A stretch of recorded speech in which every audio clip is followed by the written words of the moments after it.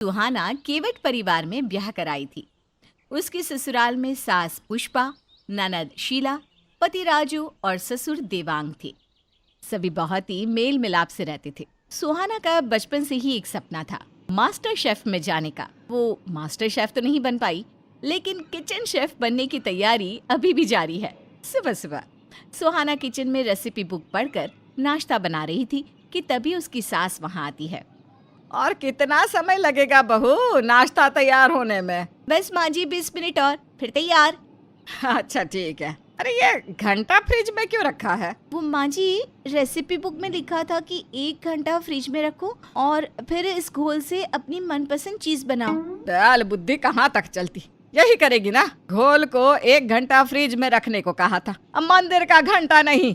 ओ माँ जी, अब तो हो गई गलती से मिस्टेक। चलो कोई ना, आप टेबल पर बैठो, 2 मिनट में दनादन नाश्ता तैयार। फिर सुहाना जल्दी से नाश्ता बनाकर सबको सर्व करती है।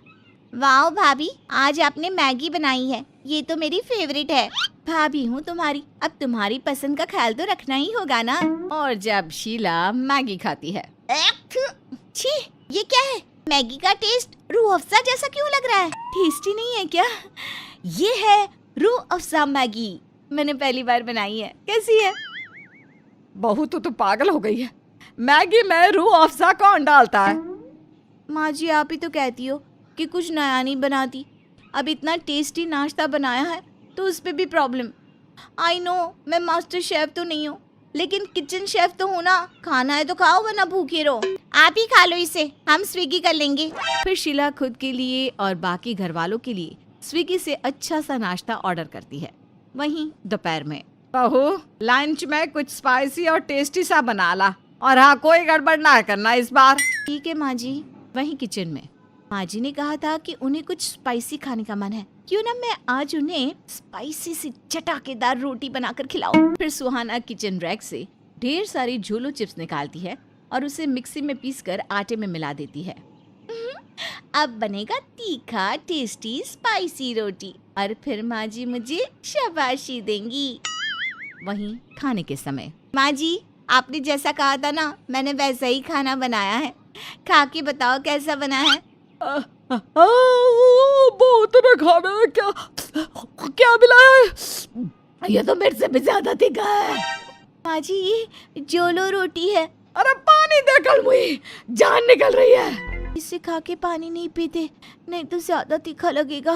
अरे मर गई रे बात, आज तो ये मुझे मार कर ही रहेगी। वहीं जोलो चिप्स के कारण सुहाना की सास का बुरा हाल था, और जैसे तैसे उनके मुंह में होने वाली जलन थोड़ी ही देर में कम होती है।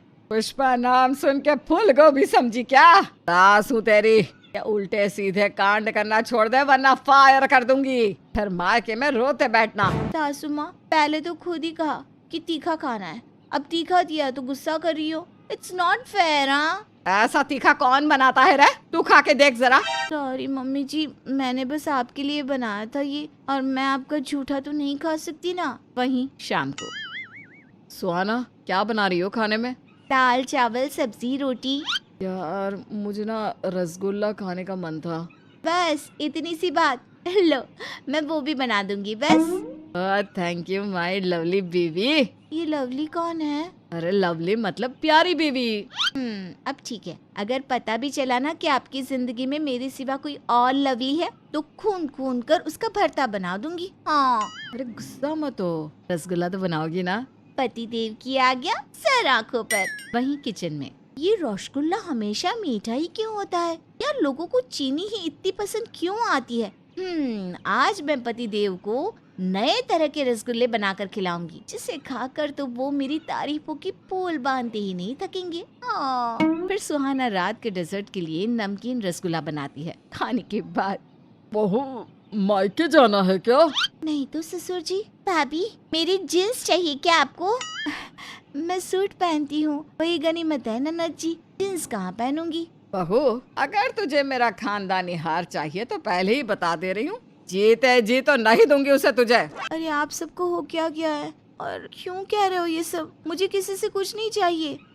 माँ लगता है भाभी का किचन एक्सपेरिमेंट भूत उतर गया है। उतर जाए वही अच्छा है। इसी बहाने रोजाना अच्छा खाना तो मिलेगा। क्या खुसुर पुसुर चल रही है आप लोगों की? अरे कुछ नहीं, तुमने तो आज रसगुल्ले भी बनाए ना सुहाना, ला के आओ ना सबके लिए रसगुल्ले। सुनते ही मुंह में पानी आ गया। जब खाना इतना अच्छा था तो रसगुल्ला खा के तो मजा ही आ जाएगा। मेरी बीवी ने जो बनाया है। अब तारीफों की पुल मत बांधिए, रसगुल्ला खाकर बताइए कैसा बना है। देखकर ही इतना स्वादिष्ट दिख रहा है। फिर सभी रसगुल्ला खाते हैं और उसे तुरंत थूक देते हैं। छी, ये क्या था?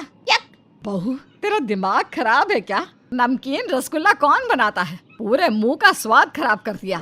माँ जी, मीठा रसगुल्ला तो सब बनाते हैं, मैंने सोचा क्यों ना खाने के बाद कुछ नमकीन हो जाए। बहुत तुम मत सोचा करो। देखो, बिना सोचे समझे कितना टेस्टी खाना बनाया था। ऐसे ही खाना बना दो बस। हाँ, और कुछ ऐसा वैसा ना बनाओ कि खाने को भी शर्म आ जाए कि मैं क्यों बन गया। कैसी बात करती हो जी? खाना कोई नई दुल्हन थोड़ी ना है जो शर्म आएगा। बहू, तू तो नई दुल्हन है ना, तू जरा शर्म कर और ढंग का खाना बना। खाने के साथ एक्सपेरिमेंट करना बंद कर। तभी सुहाना मुंह बनाकर वहाँ से चली जाती है। अगले दिन संडे था, जिस कारण सभी देर रात तक जागकर मूवी देख रहे थे। सुहाना, पॉपकॉर्न लेकर आओ ना।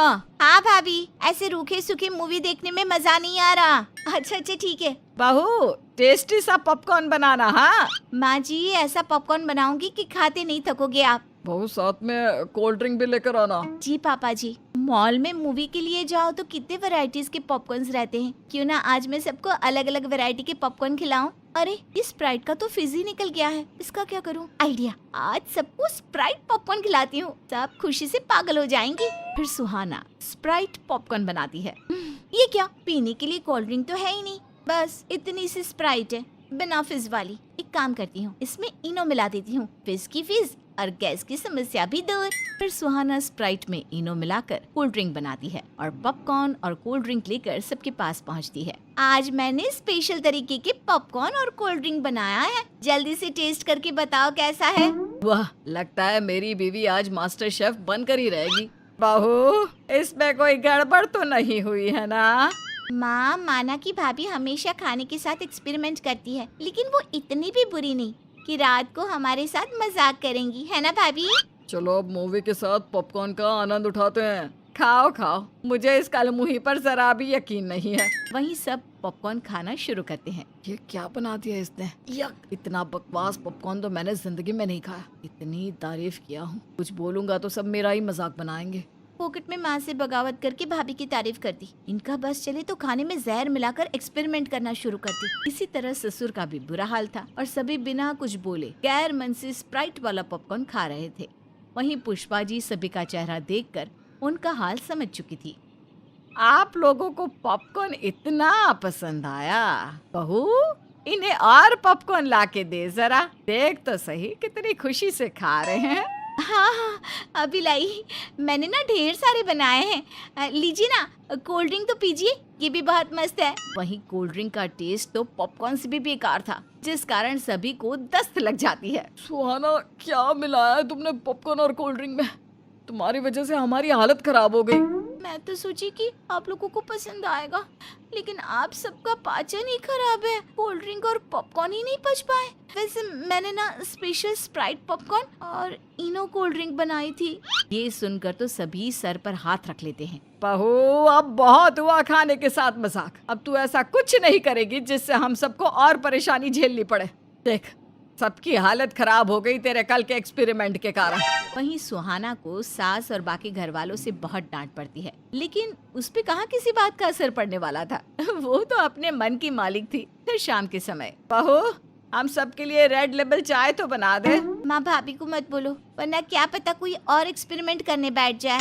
अरे नहीं, अब नहीं करेगी वो ऐसा कुछ भी। उसे ऑलरेडी बहुत डांट पड़ी है आज सुबह ही। वहीं सुहाना किचन में, पहले तो माँ जी खुद ही उल्टा पुल्टा कहती हैं, बाद में मुझे कहेंगी कि मेरी गलती है। अब रेड लेबल चाय मांगा है तो देना तो पड़ेगा ही। एक काम करती हूँ, तुलसी और अश्वगंधा भी डाल देती हूँ, जिससे इसका स्वाद बढ़ जाएगा, स्मेल भी अच्छी आएगी। फिर सुहाना चाय बनाकर सबको देती है, लेकिन ये क्या, चाय पीते ही सबको नशा चढ़ जाता है, जिसके बाद सभी घर में बहुत हंगामे करने लगते हैं। बहू, तू सुना तू इस घर में रहने लायक नहीं। इतना बुरा खाना कौन बनाता है? खुद तो बनाकर खुद खाती नहीं, हमें बलि का बकरा बना दिया।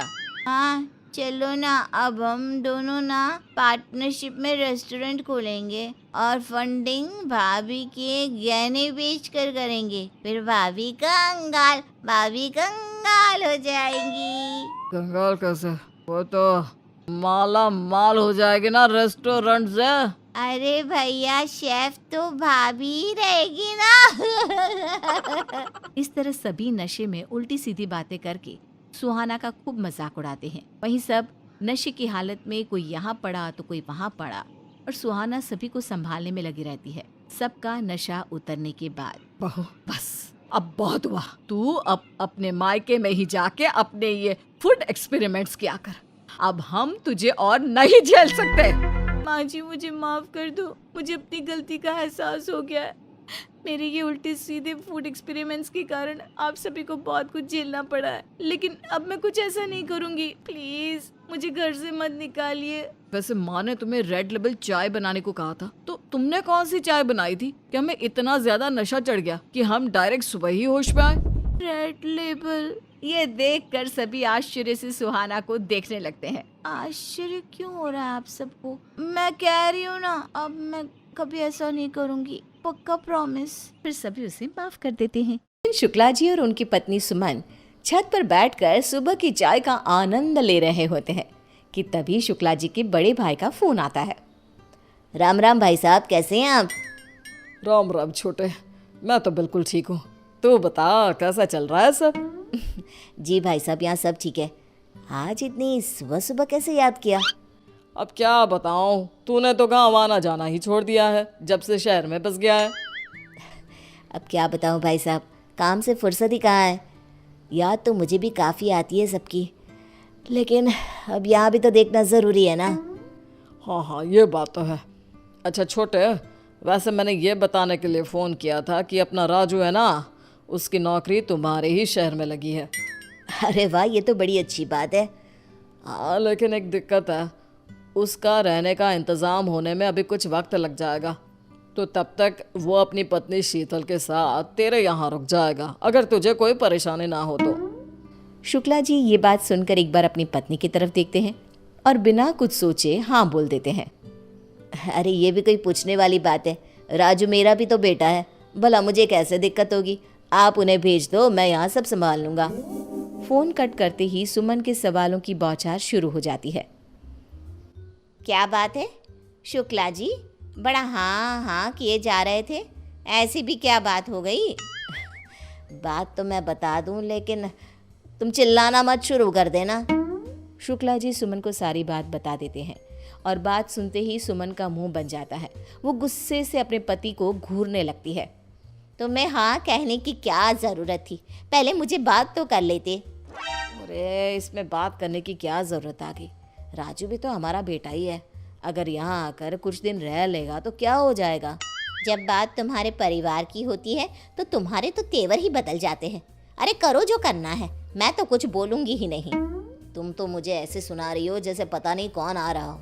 अरे राजू की बहू आएगी तो तुम्हारी ही मदद हो जाएगी, कुछ दिन तुम भी बहू के सुख ले लेना। हाँ हाँ देखती हूँ कितना आराम मिलता है मुझे। अगले दिन शाम को दरवाजे की घंटी बजती है। सुमन दरवाज़ा खोलती है। सामने राजू और उसकी पत्नी अपना सामान लिए खड़े होते हैं। सुमन बिना कुछ बोले बस इशारा करके उन्हें अंदर आने को कहती है। नमस्ते चाची जी। नमस्ते चाची जी। नमस्ते, आओ बैठो राजू। सुमन शीतल को ऊपर से लेकर नीचे तक निहारती है। शीतल गांव की साधारण सी लड़की होती है जिसे शहर के तौर तरीकों का कोई अंदाज़ा नहीं होता। शीतल ऊपर सबके साथ बैठने के बजाय नीचे बैठ जाती है। अरे अरे तुम ये नीचे क्यों बैठ गई? यहाँ शहर में ऐसे कोई नहीं बैठता, यहाँ सबके साथ बैठो। लेकिन चाची जी गांव में तो बड़े बुजुर्गों के आगे नहीं बैठने देते। कोई बात ना है, मैं यहाँ ठीक हूँ ना चाची जी। तभी शुक्ला जी अपने कमरे से बाहर आते हैं। अरे आ गए राजू बेटा, कैसा रहा सफ़र? कोई दिक्कत तो नहीं हुई ना? नहीं चाचा जी, सब बढ़िया रहा। शुक्ला जी राजू के गांव के हालचाल लेते हैं। तभी सुमन राजू और शीतल को उनका कमरा दिखाने की बात करती है। चलो तुम दोनों को तुम्हारा कमरा दिखा देती हूँ। हाँ हाँ, तुम दोनों आराम करो, बाद में बात करते हैं हम। सुमन उन्हें कमरा दिखा कर आती है और अपने पति को सुनाने लगती है। ये कितने दिन तक रुकेंगे? मैं ज़्यादा दिन तक सबकी सेवा नहीं कर सकती, और शीतल को देखकर तो लगता ही नहीं कि उसे शहर का कुछ अता पता भी है। ऐसे में सारा काम तो मेरे हिस्से ही आ जाएगा ना। देखो, अब तुम ड्रामा मत शुरू कर दो। और श्रुति कहाँ है? थोड़ा उसे भी कामकाज करना सिखा दो। अब आपके रिश्तेदारों के लिए मैं अपनी बेटी को भी काम पे लगा दूं? हाँ, तो क्या उसे सर पर चढ़ा कर रखोगी? सुमन बिना कुछ जवाब दिए अपने काम में लग जाती है। अगले दिन सुमन किचन में काम कर रही होती है तो शीतल मदद करने आती है। अरे चच्ची जी, आप क्यों परेशान हो रही है? हमें बताइए, हम बना देते हैं। तू क्या मदद करेगी? अच्छा एक काम कर, ये सामान मुझे मिक्सी में पीस कर दे दे। लेकिन मुझे तो मिक्सी चलानी नहीं आती, सुमन शीतल को ताना मारते हुए कहती है। अब तुमसे क्या काम कहूँ, तुम्हें यहाँ शहर का कुछ समझ में तो आने वाला नहीं। शीतल उदास हो जाती है। तभी श्रुति किचन में आती है। मम्मी देखो ना, मेरी ड्रेस पे ये कैसा निशान लग गया। अरे ये किस चीज़ का दाग लग गया? अब मुझे क्या पता, मैं क्या करूं? आज पार्टी में मुझे यही पहनना था। कुछ करो ना मम्मी, मेरी ड्रेस खराब हो जाएगी। ओहो, क्या मुसीबत है। अच्छा रुक, थोड़ी देर में देखती हूँ। सुमन को काम में लगा देखकर शीतल श्रुति की मदद करने को कहती है। चाची जी, ये दाग मैं हटा दूँ? अरे नहीं नहीं, रहने दो तुम्हें तो पता भी नहीं होगा। मैं देख लेती हूँ, अगर कुछ इधर उधर हो गया ना तो श्रुति मेरी जान खा जाएगी। अरे चाची जी, मेरे पास इसके लिए बड़ा असरदार घरेलू नुस्खा है। अरे कोई भी घरेलू नुस्खा यहाँ के डिटर्जेंट के आगे फेल है, फेल। लेकिन हमारा नुस्खा भी किसी महंगे डिटर्जेंट से कम नहीं है। सुमन चिढ़ जाती है और शीतल को ड्रेस से दाग हटाने का एक मौका दे देती है। साथ ही चेतावनी भी देती है कि ड्रेस को कुछ नहीं होना चाहिए। आप चिंता ना करिए चच्ची जी, ड्रेस को कुछ ना होगा। शीतल किचन में से थोड़ा गर्म पानी, नींबू और बेकिंग सोडा लेकर वहाँ से चली जाती है। थोड़ी देर बाद शीतल किचन में आती है और सुमन को ड्रेस दिखाती है। चच्ची जी देखिए तो, दाग निकल गया। अरे वाह भाभी, आपके नुस्खे ने तो कमाल ही कर दिया। मुझे तो लगा ही नहीं था कि ये दाग कभी जाएगा भी, लेकिन आपने कमाल कर दिया। सुमन हैरान हो जाती है, लेकिन शीतल को नीचा दिखाने के लिए उसे सुनाने लगती है। इसमें कौन सी बड़ी बात हो गई, ये साबुन से भी छूट जाता, और वैसे भी ये घरेलू नुस्खे तो मुझे भी आते हैं। लेकिन मम्मी, मैंने भी साबुन से कोशिश की थी, उससे कुछ नहीं हुआ। आप कुछ भी कहो, ये नुस्खा सच में कमाल का था। सुमन का मुंह बन जाता है और वो अपने काम में लग जाती है। ऐसे ही एक दिन शाम को सुमन के घर पे कुछ रिश्तेदार आने वाले होते हैं। सुमन और शीतल खाने की तैयारी कर रही होती है। वहीं शुक्ला जी और राजू भी ड्राइंग रूम में बैठकर बातें कर रहे होते हैं। शीतल देखो, आज घर पे रिश्तेदार आने वाले हैं, तो कुछ भी ऐसा वैसा मत कर देना। ये शहर है और यहाँ के तौर तरीके बहुत अलग होते हैं। अभी तुम्हें समय लगेगा सब सीखने में। शीतल चुपचाप सब सुनती है। तभी सुमन जोर से चिल्लाती है। हे भगवान, ये क्या हो गया मुझसे? इस सब्जी में तो बहुत नमक पड़ गया। अब तो ये सारा खाना बर्बाद हो जाएगा। रिश्तेदार भी आ ही रहे होंगे, क्या करूं मैं? सुमन को परेशान देख शीतल झट से आटे की 2-4 गोलियां बना के सब्जी में डाल देती है और थोड़ा घी भी डाल देती है। अरे क्या कर रही हो तुम? पहले ही सब्जी में इतना नमक है, अब तुम इसे और खराब ना करो। तुम जाओ यहाँ से, मैं सब संभाल लूंगी। चाची जी, आप क्यों परेशान हो रही हो? आपकी परेशानी यूं दूर हो जाएगी। अब भी ये जो आटे की गोलियां डाली है ना, इसमें सब्जी का नमक ठीक हो जाएगा। अच्छा, और अगर नहीं हुआ तो इसकी जिम्मेदारी तुम्हारी होगी। थोड़ी देर बाद सुमन सब्जी का नमक चेक करती है और नमक सच में ठीक हो जाता है। क्या कहा था मैंने चाची जी? हो गई ना आपकी चिंता दूर? सुमन हंसने लगती है। सारे गेस्ट आ जाते हैं। सुमन राजू और शीतल को सबसे मिलवाती है। शीतल और सुमन सबको खाना खिलाते हैं। अरे वाह सुमन, ये सब्जी तो बहुत अच्छी बनी है। बहू ने बनाई है क्या? नहीं नहीं, ये तो चाची जी ने बनाई है। हाँ, बनाई तो मैंने ही है, लेकिन इसे खराब होने से शीतल के नुस्खे ने बचा लिया। क्या मतलब? सुमन सबको सारी बात बताती है और शीतल ने कैसे झट से सब ठीक कर दिया ये भी बताती है। सब शीतल की तारीफ करने लगते हैं। अरे वाह, तुम्हारी बहू के नुस्खे तो बड़े कमाल के हैं। आज तो सुमन की सब्जी को बचा लिया शीतल ने। अरे कहीं इसी खुशी में खीर में भी तो नमक नहीं डाल दिया ना तुमने? सब हंसने लगते हैं।